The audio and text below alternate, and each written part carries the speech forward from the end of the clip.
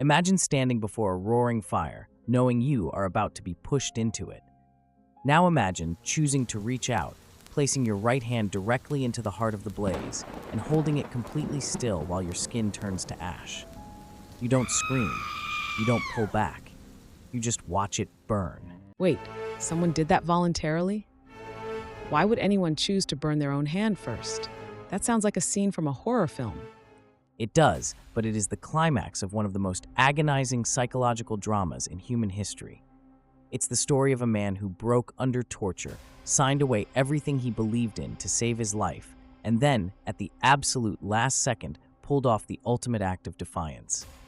This is the story of Thomas Cranmer, the Archbishop who burned his own hand first. Chapter 1. The Flame and the Hand. Thomas Cranmer's story is not a simple tale of clean, flawless martyrdom. It's a messy, deeply human journey about the fragility of courage, the terror of isolation, and the ultimate power of self-redemption. Most people are familiar with the big heroes of history who never flinch, but Cranmer was different. He was a man who flinched. He broke completely under pressure. So he wasn't a brave soldier? He was just a regular guy who got caught in the middle of a political war? Exactly. He was a scholar who preferred books to battlefields. Yet his final moments at the stake in Oxford would shake the foundations of an empire. To understand how he ended up in that fire, we have to look back at the empire he helped build and the powerful king who dragged him into the light. Chapter 2. The Academic Architect. To understand why Cranmer's death shook England, we have to understand who he was. He wasn't a fiery street preacher or a bold, reckless revolutionary. He was an academic at Cambridge, a quiet scholar who loved liturgy and contemplation. But history dragged him into the eye of the storm when King Henry VIII desperately wanted a divorce from his first wife, Catherine of Aragon. Henry needed a theologian to justify breaking ties with Rome, and he found his man in Cranmer. So Cranmer was basically the king's policy guy? The one who gave Henry the legal excuse to divorce his wife and start the Church of England? Precisely. Henry promoted Cranmer to Archbishop of Canterbury in 1533. From that seat, Cranmer became the architectural mastermind behind the English Reformation.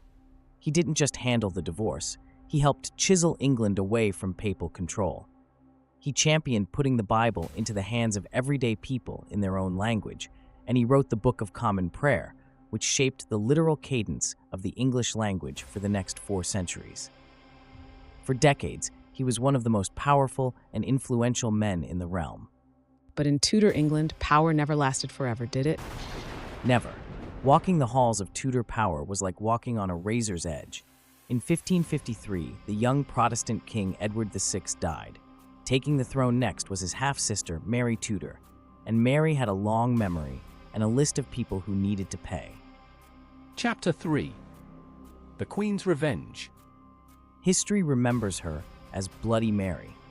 She was a devout Catholic. She blamed the reformers for ruining her mother's life and throwing England into heresy, and she wanted to restore the Catholic faith at any cost. At the very top of her arrest list was the man who had authorized her father's divorce and led the Protestant reform, Thomas Cranmer. So she just arrested him and sent him straight to the stake? That seems to be her usual style. Actually, no. Mary didn't just want to kill Cranmer. A quick execution would make him a martyr, which would only inspire other Protestants to fight on. She wanted something far more cruel. She wanted to destroy his legacy. She wanted to break his mind until he publicly admitted he was wrong, proving to the entire world that the English Reformation was a giant lie. Chapter 4. The Bocardo Dungeon. In September 1553, they locked the elderly archbishop in the notorious Bocardo prison in Oxford. He was kept there for nearly 3 long years in cold, dark, isolating conditions.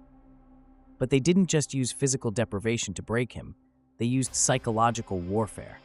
They forced Cranmer to stand on a prison roof and watch his closest friends and colleagues, Nicholas Ridley and Hugh Latimer, be burned alive in the streets below. He watched them writhe in the flames, heard their agonized screams, and smelled the smoke of burning human flesh. That is incredibly twisted. He was forced to watch his friends die knowing he was next? Yes, And then, the interrogators changed their tactics. They moved Cranmer from the dungeon to a comfortable house. They gave him fine wine, warm food, and spoke to him with gentle, smiling voices. They told him, "Thomas, you are an old man. You have so much left to live for. Your friends are gone. Just sign this paper.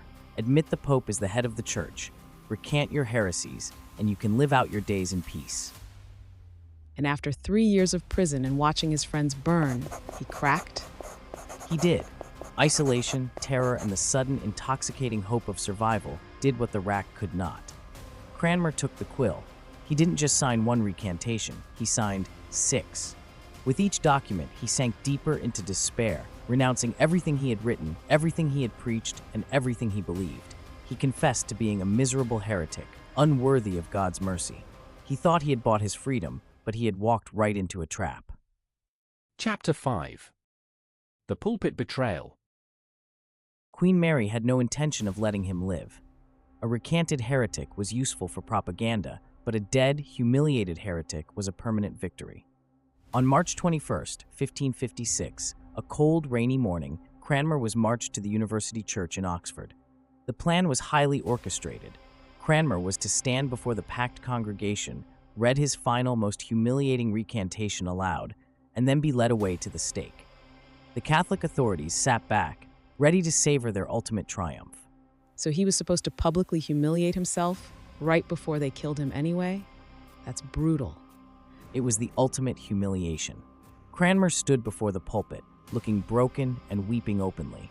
He began to speak, praying for God's forgiveness. He read from his prepared notes, thanking the Queen. The crowd leaned in, believing the Protestant cause was finished. But then, the script flipped. What did he do? Reaching the end of his written speech, Cranmer suddenly veered off script.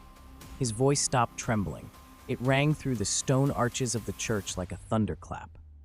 He shouted to the crowd, "And now I come to the great thing that troubleth my conscience more than any other thing that ever I said or did in my life, and that is the setting abroad of writings contrary to the truth, which here now I renounce and refuse."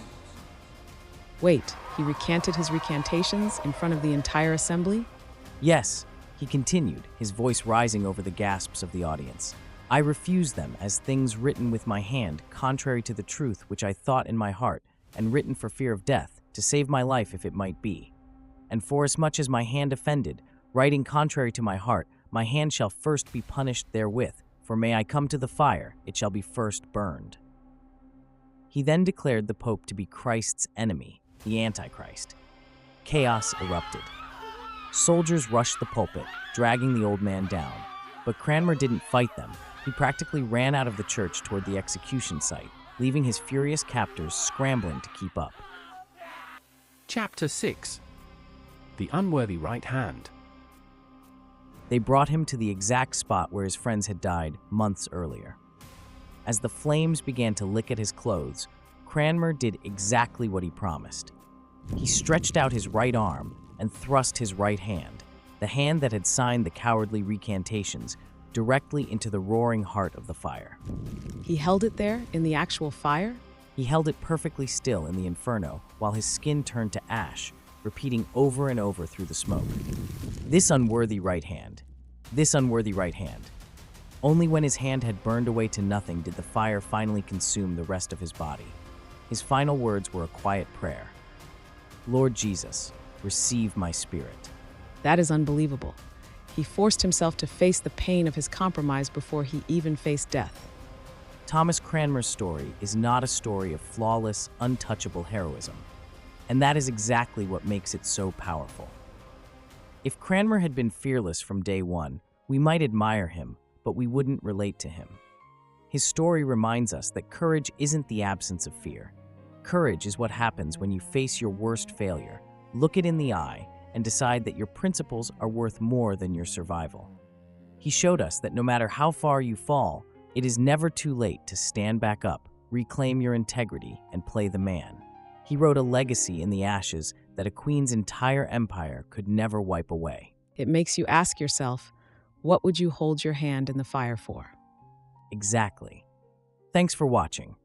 If you want more deep dives into the darkest and most inspiring moments of history, hit that subscribe button and we'll see you in the next story.